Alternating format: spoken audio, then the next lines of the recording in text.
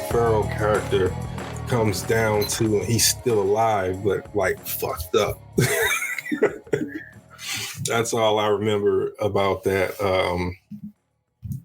movie. But I do remember that it was a pretty good performance from both of them, and a good story, good script.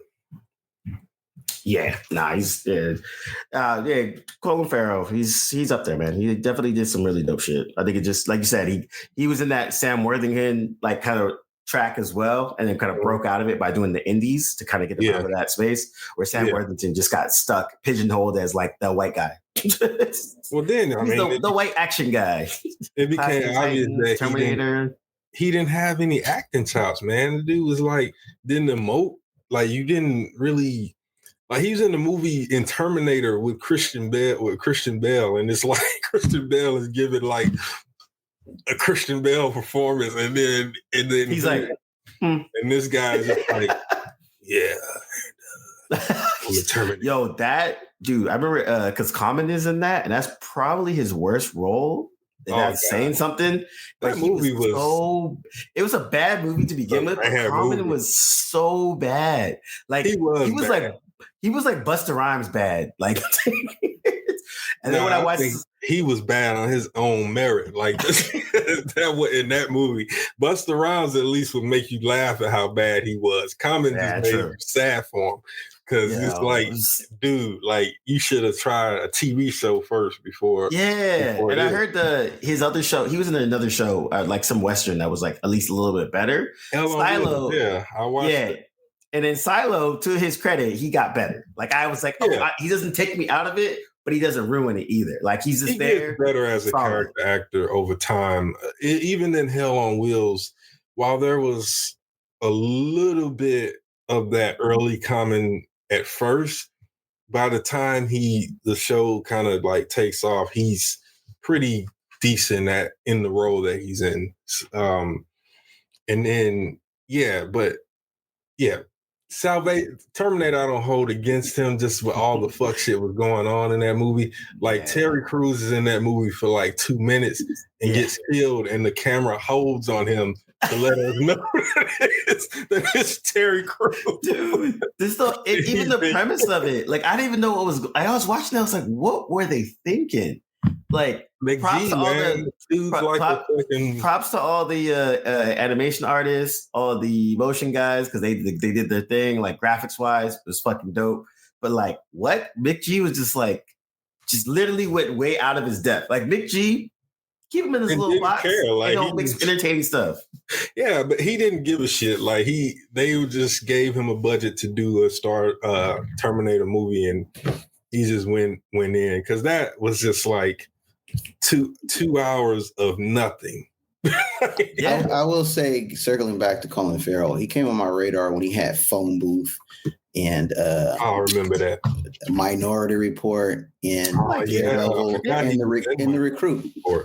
So I had to look it up, because I was like, there was a movie. It wasn't necessarily good, but I just remember it was a big deal. I remember watching Phone Booth. There's a lot of stuff in the early 2000s, like a lot of Hollywood, like big budget films. SWAT with Sam Jackson, and watch that. He was in that. He was in He was in Daredevil. He was Bullseye, and actually, he wasn't bad in that movie for what it was. Yeah. He also was in. There was a movie I remember seeing, or not seeing, but like seeing the title, Heart's War. Like it was one of those movies. I'm gonna watch it. And I never came back to it. But I watched that. I'm gonna watch it now. I saw that because that was when there was a lot of war movies like that. Bruce Willis was in a couple of them, because he was in Heart's War. I remember watching that. Right. And then he was in Tears of the Sun, right? I think he was in Tears and so then there was the We Were Soldiers, which I liked. That was the Vietnam one with Mel Gibson. That was like right before he started going crazy, and he made what's Passion that Christ movie? Passion of Christ. And like, that was literally, I think, the last movie he did before he started on Passion of the Christ. But yeah, that one was decent. But yeah, Hearts War, he was in that. I forgot about that. See, he was in a lot of stuff. He was in a lot of stuff. Early 2000s, he was in a lot of things. Yeah.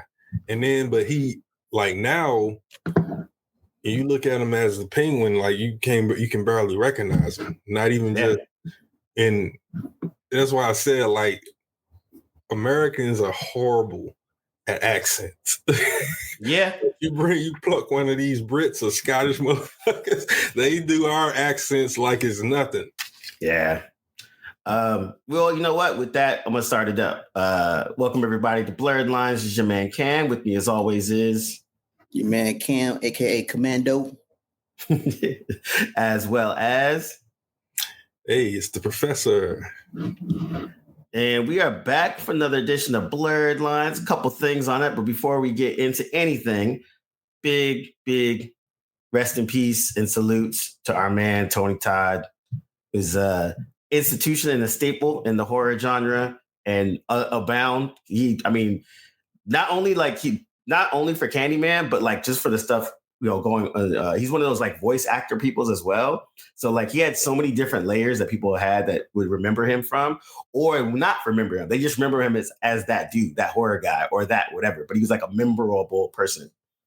Yeah, he had one of the most iconic voices in voice acting, and he was the Candyman, and that's what most people will probably remember him for being the Candyman, like Robert Englund to Freddy Krueger. He scared an entire generation of people.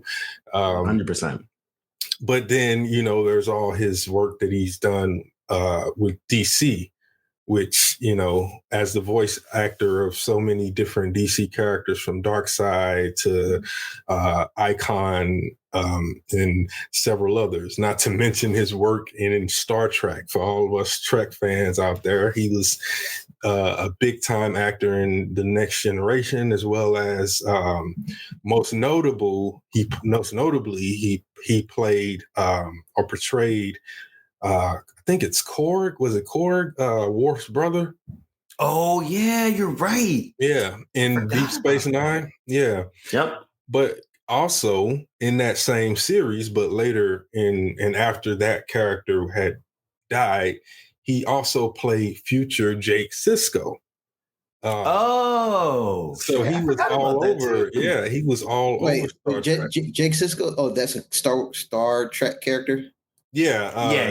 So Jake Sisko is the son of Captain Ben Sisko, who was the first Black Starfleet captain protagonist, if you will, on a Star Trek show. And so Jake was his son.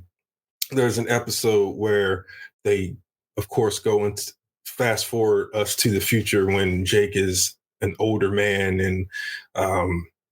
and he's portrayed by Tony Todd, who again, at that point, most Star Trek fans would have recognized him from both that series as well as the one that that came before the Next Generation.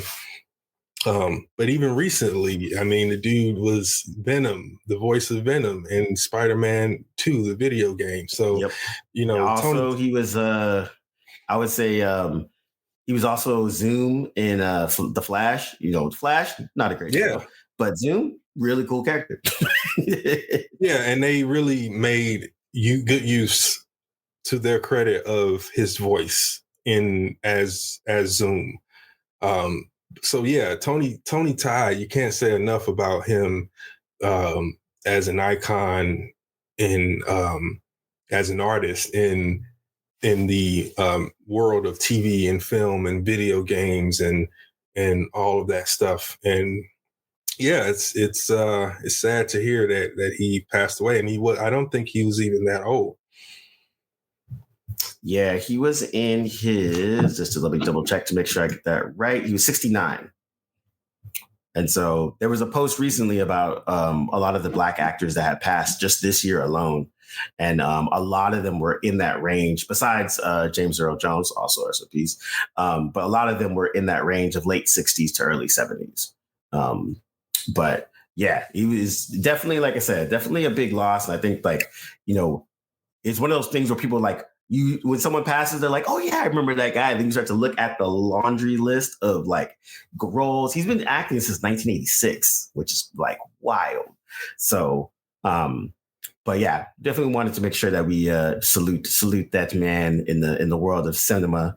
But also, speaking of cinema, we have a great black man, and now we go to the silly white guys with Quentin Tarantino's take on Dune.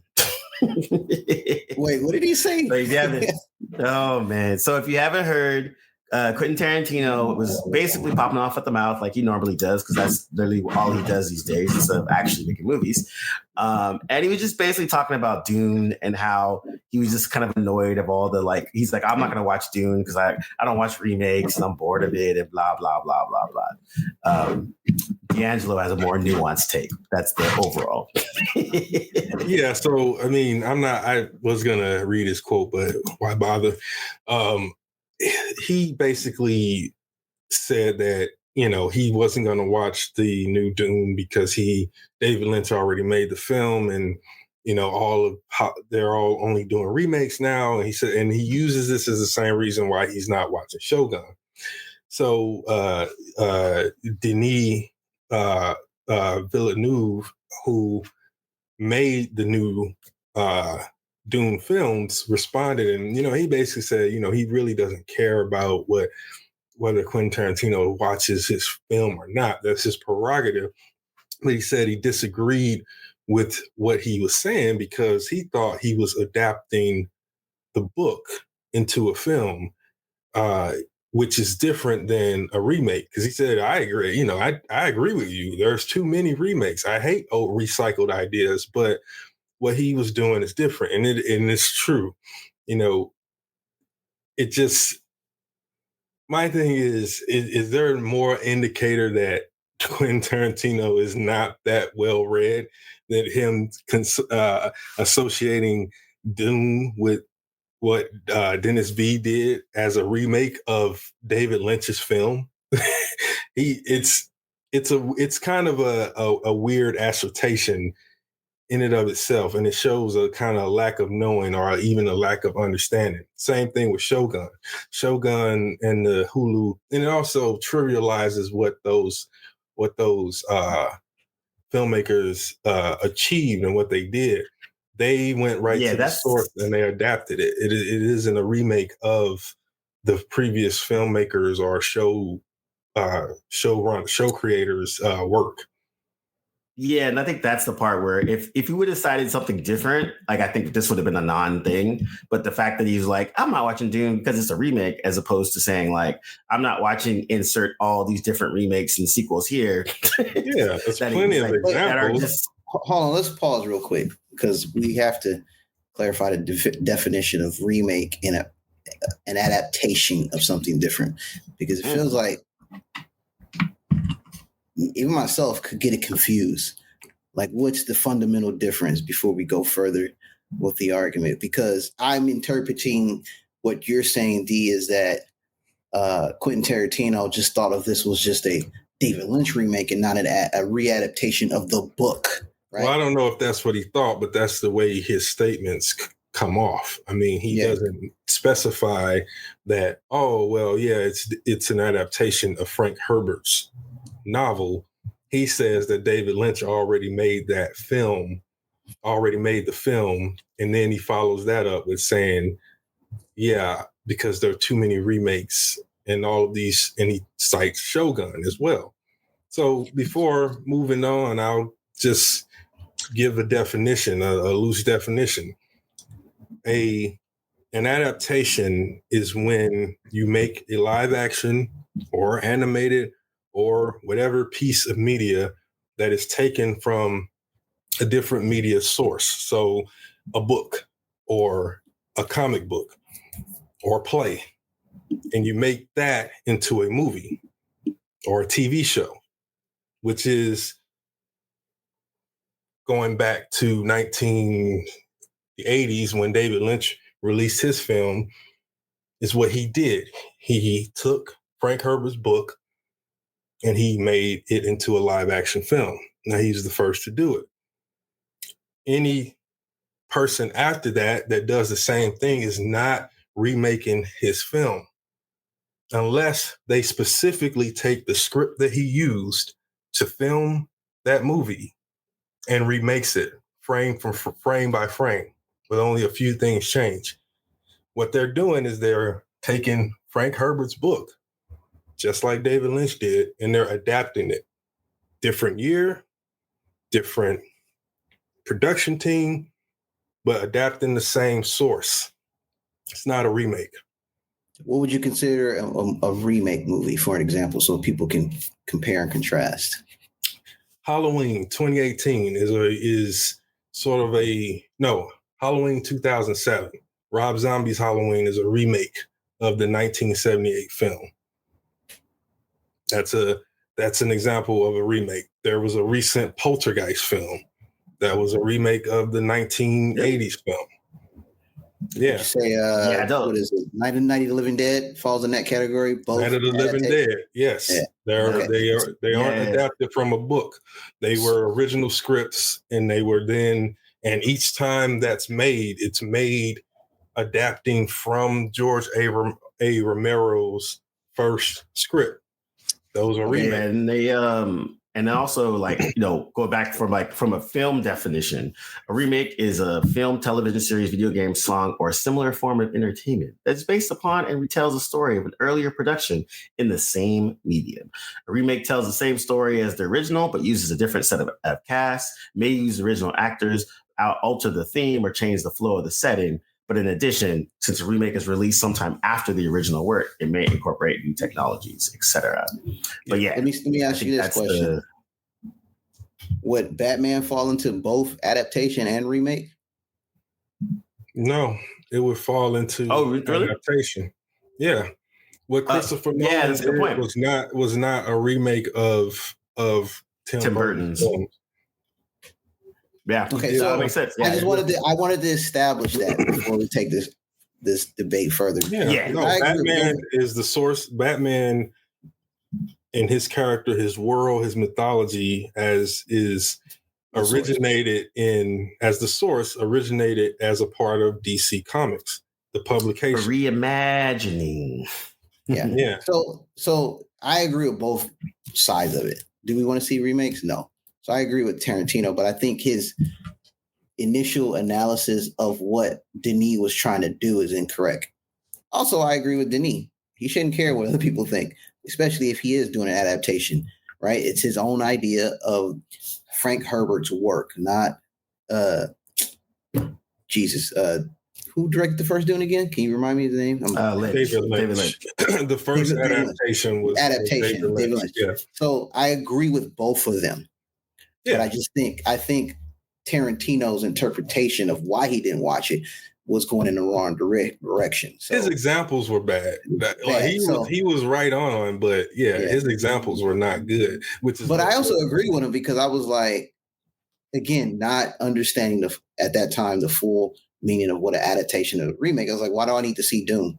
Like, there's so many versions of it. You know what I'm saying? I can fall into that category, right? And only because I think that. Yeah, and I think that you're right. I think in that respect, I think, Tarantino, he has a point. He just used the wrong examples. Like he could use a host of other ones that would have probably fallen into that are a lot better. Yeah, but like I said, he's not wrong, but it's just the way that he's having the conversation is wrong. Yeah, his theory could also lead into adaptations. Like I said, I don't need to see Batman's origin story 100 times. We already know what happens. Right? I don't care if it's adapted or remade. I know Batman's story. Let's move on, right? So there is a sentiment to Tarantino's argument, but at the end of the day, the way he presented it was just, it had a lot of fallacies or like miscalculations on how he wanted to present it to us. But again, was he wrong? No, just a bad example. So I went to read his quote, and you're right. It did lead to a bad example, and it could come off as kind of hating, but again, he's an ill-informed hater. Yeah, no, it came off for me not as he was hating, but as someone who, like you said, uninformed, who is not well read. Again, you use two examples that don't fit in the category that you're into the criticism that you're talking about. Like if you use some other examples, and there are plenty of examples of remakes out there. You know, nowadays it was big in the decade from 2000 to 2010 and a little bit until 2015. Nowadays, there are more what's called the sequel to the original, or the film that's set in the same world as that, than there are like straightforward remakes.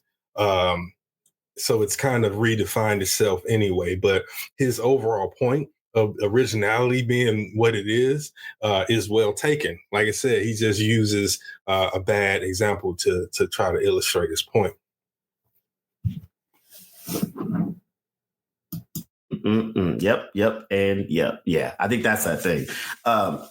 Also, speaking of adaptations, we all watched The Penguin, and we were just. I'm actually glad we did that definition from 1 to 1, because if you would have told me, say, 20 years ago, 2004, we out here chilling, we're all back in San Jose State reading comic books, that The Penguin would be the star of it, 1, his own TV show, 2, it'd be good, and 3, it'd have a dark dark and sinister tone of the overall show, and done really, really well. 4th, I would have been like, you're a liar.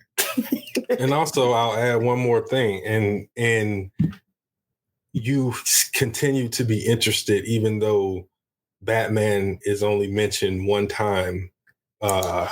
At least so far, he's only been mentioned one time and hasn't been seen at all. Yeah. And for someone like myself, who is not the biggest of Batman fan, I was like, hey, I'm okay with this. But think about Batman, his rogues gallery is one of the best in the biz. It's a lifelong comic book reader. He has the best rogues gallery of any superhero in comic books, period.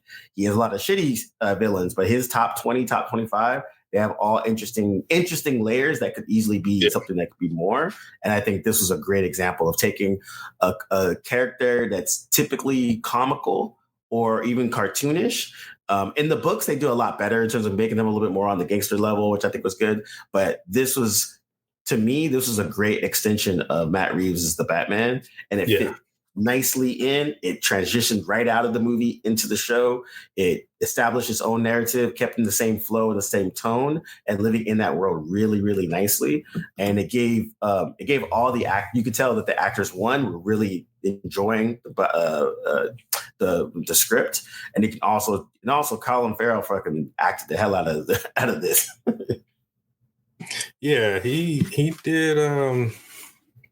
He did pretty good. I mean, you look at him and you hardly recognize that it's him, unless if you didn't know it was him, you wouldn't think it is.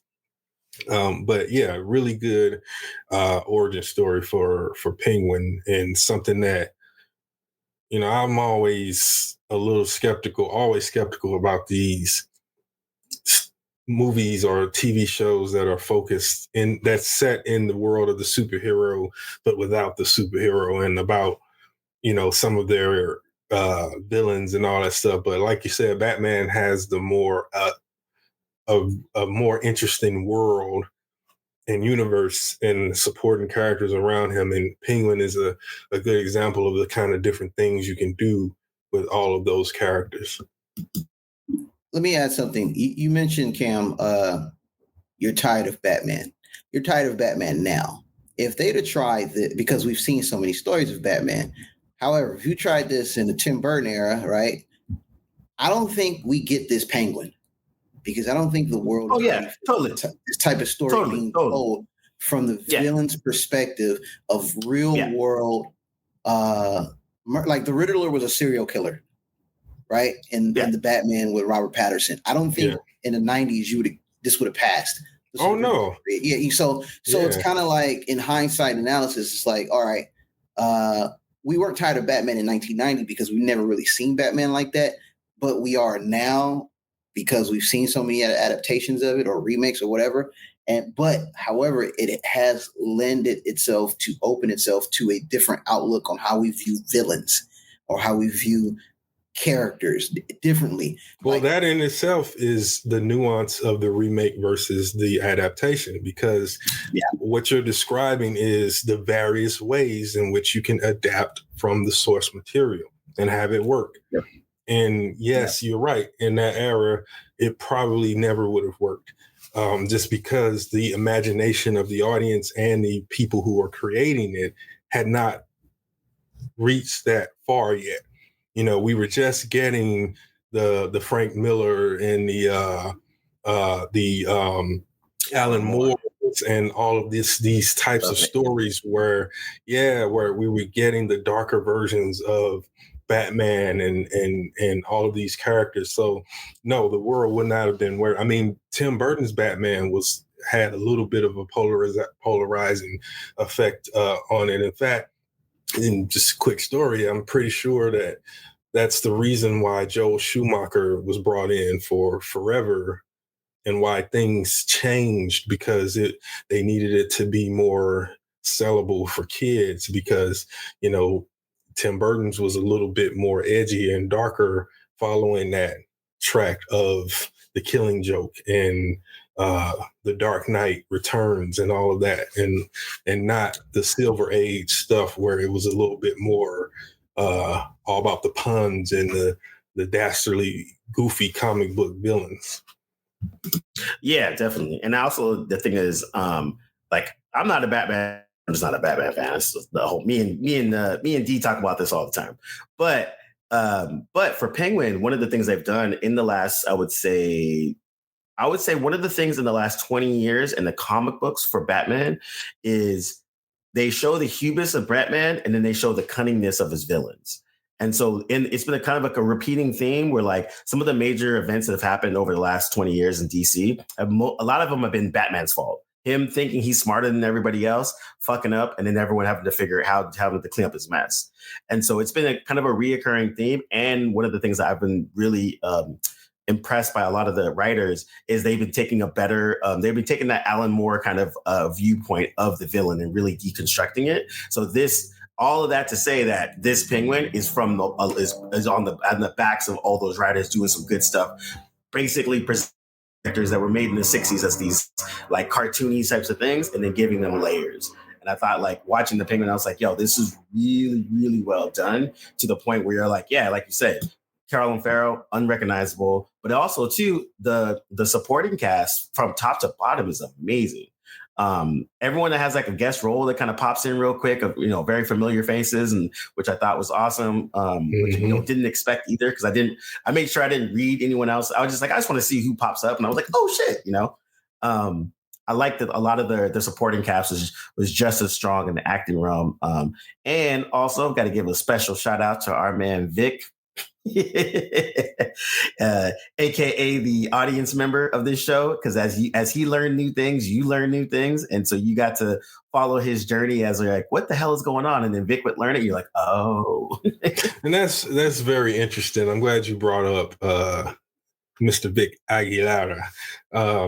He is a very interesting character, and he was from the very moment that you meet him, because he's with the kids, so it's easy it's trying to steal Penguin's car, so it's easy to box him into sort of that category of punk kid, and you thinking he might bow up to Penguin, but as soon as he comes up on him, he's he shrinks and he becomes that kid, and you see this weird unwitting mentorship form between the Penguin and Vic. Another thing I thought was good is just the way that these two sort of reflect the working class in a way that a perspective we didn't get fully. It was commented on, but we didn't get the full tilt deconstruction of it in the Batman, which makes Penguin an interesting foil to this version of Batman. He has to work and scratch and claw and manipulate his way to the power structure that he's in. And you didn't get that impression in the Batman.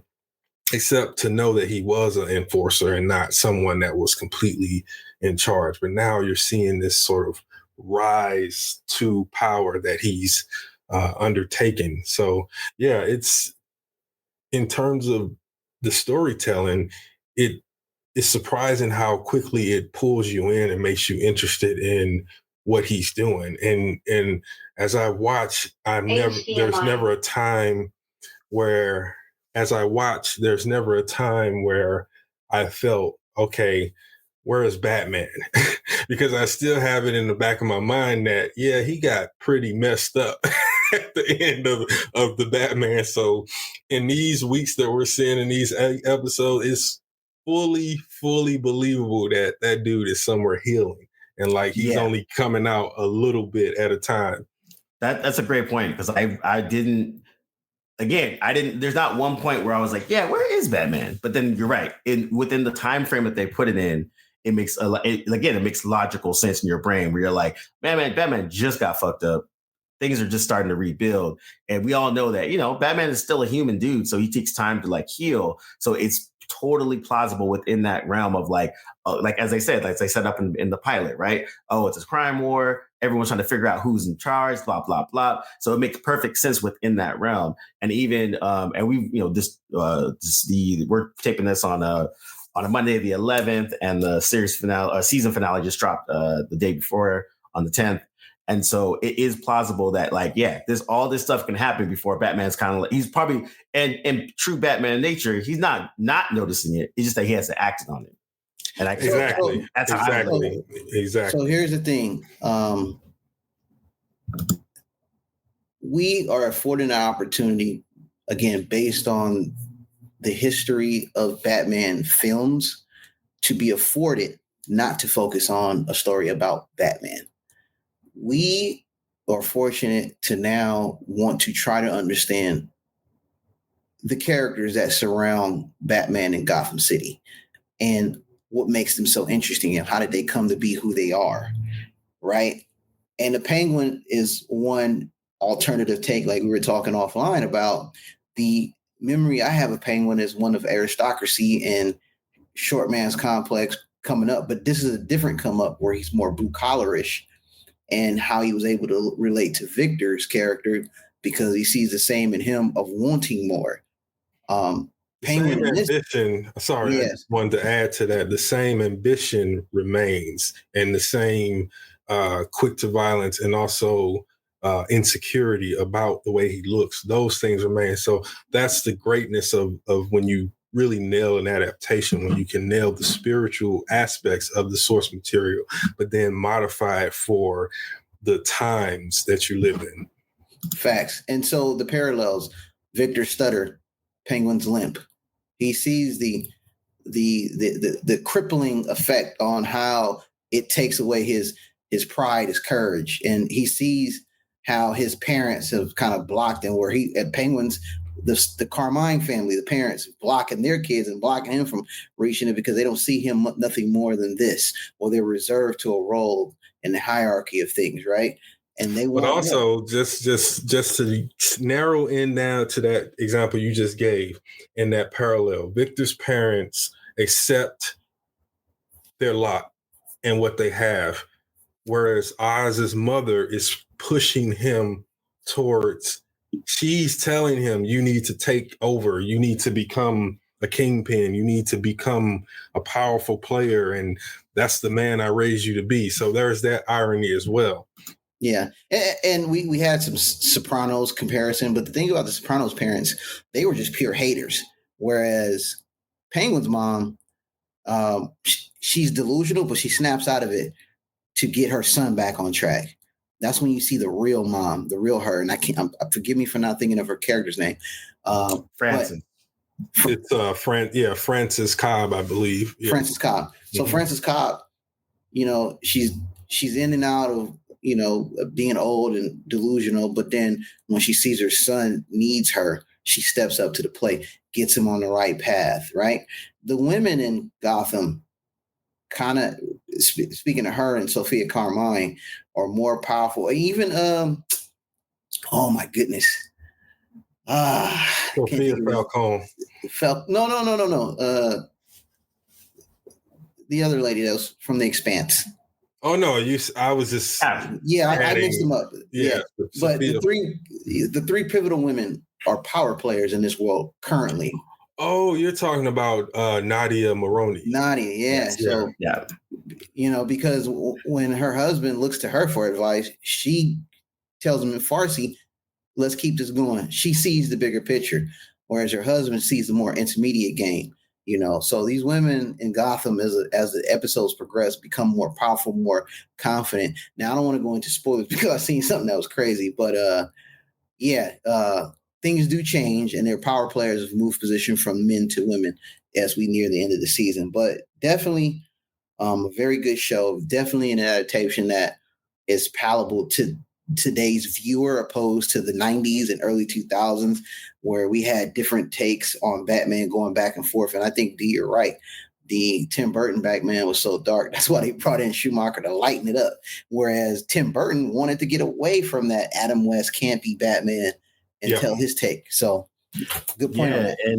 And it's funny because on rewatch, both Batman and Batman Returns, like they have a good solid place in like the superhero film, history.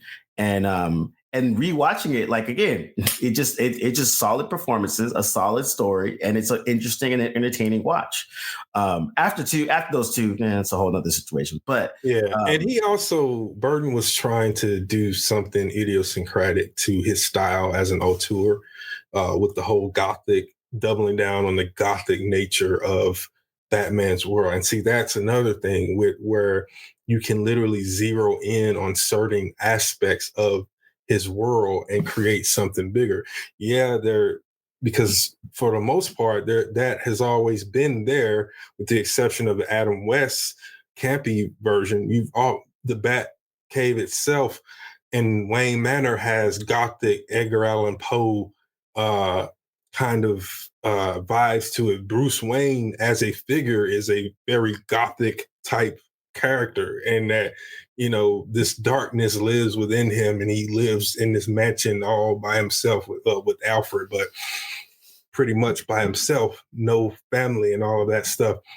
In any other setting, he would be the perfect villain of a horror movie, but he just happens to be that villain or that horror figure for criminals in Gotham. But I think that's what makes it such a great world, and why as a IP, DC relies so much on Batman and his world, because you can like I was reading that apparently the next movie is going to be, they're making a big deal out of it because it's going to be the first Batman film that doesn't feature his name in the title. It's just going to be called The Brave and the Bold.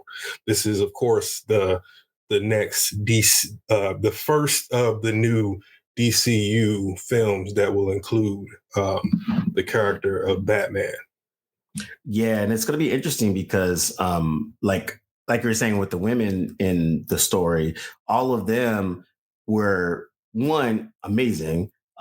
Two, the characters for them were good too, right? So even if they had trauma or anything like that, they still informed their overall character, and it wasn't defined by that. So, and shout out to Kristen Milotti that plays Sophia Falcone. One, who's a big nerd herself, which is hilarious, but also people remember her from How I Met Your Mother. She was the mother, essentially. Yep, I forgot about that. Yeah, you're right. Yeah, and then but I was gonna say, all the and I'm gonna say Avasarala, but D, I know you can pronounce her name correctly. But who plays Nadia? Oh, it's Shoray, and I'm probably still butchering it. Murdering. It's Shoray Agdashlu. I'm gonna learn how to say that properly, because every time she turns up in any type of entertainment, it's always great. Like she's amazing. She has such a presence about her that she commands the screen, and that's why she was perfect as Christian Avasarala in The Expanse, and she was perfect as the wife of Salvatore Maroni in this. and showing that, she was a legit badass. Like, she went into the fire with the men. Like, she wasn't just a matriarch who, was at home. She was active. She was the head of the family de facto. Yeah, definitely. And I think like the show, like I said, on all the points, right, from a narrative time to the tone, props to them on the score too. They kept that same kind of feeling from the movie into the show. So it had, like I said, it just blends perfectly and it's just seamless. And so I truly hope they keep with this type of theme of at least like giving this type of nuance to how they connect things together. This is Matt Reeves' kind of realm, which is, I think is actually pretty dope. And I'm glad that they're kind of letting Batman kind of just be this thing in this type of context, where now when Gunn comes in with this Superman and everything else, that'll be another context that'll be very, very interesting. Yeah, that'll be Batman the superhero. Reeves is doing Batman the detective. Yep. So I want to add one more thing that I forgot to mention about this Penguin series is the fact that they do make cameos from the film, but very small. The police chief from the Batman is in there. Flyers of the mayor is in there without actually having the mayor. The only thing I didn't not like it because he did a good job, was Sophia Carmine's father. The actor was changed. Which I don't know why the original actor couldn't make a cameo appearance for whatever reason, but it's not a big deal. It works. But I wanted to note that they do bring in small little cameos from the Batman movie that doesn't like take over. Like, we don't need to see Batman. We don't need to see these major players. We don't even need to see Joker in Arkham Asylum when they went in the flashback. They brought minor characters in just to give us another view of what the other players look like. And I appreciate that because, again, this was my big gripe with Mandalorian. We didn't need to see Luke, to know that Luke was in the universe, right? The cool thing that Josh had brought up previously is that a lot of the crime does happen at night, in the morning or around daytime, because they are still wary of that Batman is around. So I think those little nuance and aspects makes this show very interesting. And it's kind of like I didn't realize that. That makes this show even better. So that was my last part on that. Yeah, I think you're right on that, and that you do. It's great world building, and if the Batman itself in Matt Reeves set up his world really nicely, and if you really go back and rewatch it, you can see that it's really, so when they start from where that one left off, it's a really, as I said offline, I said Disney, between Star Wars and Marvel, really should look at Penguin and take note. This is how you transition from the big to the small and keep it grounded and make sure that it always makes sense. It makes sense that Batman is not involved for many reasons. One, we did see him get pretty fucked up at the end of the movie. Not only does he get shot a bunch of times and probably got cracked ribs and bruises, but he was electrocuted. And the only thing that saved him from dying completely is the armor that he's got on. And so he probably is going to reemerge, but by the time he reemerges, the Penguin will be the Penguin. He will be someone that he has to contend with. And I think that's the beauty of this story, is that as an intermediary chapter of the main story, the main saga of the Batman, it continues to hook you into the world, not just the characters, but the world. I love the scene where they show us the flashback of when Riddler destroys the water mains and floods the city. Here it is from the perspective of someone on the ground who, literally in the blink of an eye, watched his family get wiped out by all of that. And we know the players that were involved in trying to stop it and who did it, but the character Vic has no clue. He doesn't know what was going on in that moment, and it didn't matter. And I love those moments in world building. This is when you show the big and the small and how the big affects the small. And one more note, there's no amount of push-ups and pull-ups that's going to get Batman back on them streets. Not in the time that this show is exactly. Not right now. That boy is laid up somewhere, and but you know what? The interesting thing is you still see his impact is because even when he's not there, they're still looking for him, and they're still cautious that he could pop up. Yeah, and they he needs a tank that freaking Boba Fett had. But yeah, I like that. Like kind of what Cam said. Like, they brought in the mayor. She was in there. She had a little cameo in there. They brought in so you just all of these little elements. And then the only thing that reminds me of this would be, which is funny, was when Agents of S.H.I.E.L.D. was on and Winter Soldier dropped, and then the next episode after it dropped was directly out of that movie. Yeah. And they had a good seamless blend to it. And they did a really good job of really capitalizing on what just happened and then setting that tone for the rest of that season. Now, the rest of the show is whatever's, but that was one of those, that was another example where it's like they made it fit seamlessly in the world and it made sense. And so here are these agents dealing with what just happened on this global scale on a ground level. And that's what feels about this, where it's like you said, Batman is there. And he's probably healing up, but then in the meantime, while he's not around, well, we got to make some moves because it's a true power vacuum, which is what from his own mouth he said was about to happen at the end of the Batman. He knows exactly what's going on, so it's like you brought up. It is possible that we'll see that he's been watching and monitoring what they're doing, but in the state that he's in, is he in the position to stop them right now? Probably not. Again. He has his home was destroyed. He's got to heal. Alfred is still in the hospital. He's still human. So, and I think that's what the grounded, when you ground those stories like this and Batman lends itself to it, that's when you start to get these story paths where you don't get the questioning of, oh, well, why isn't Batman showing up?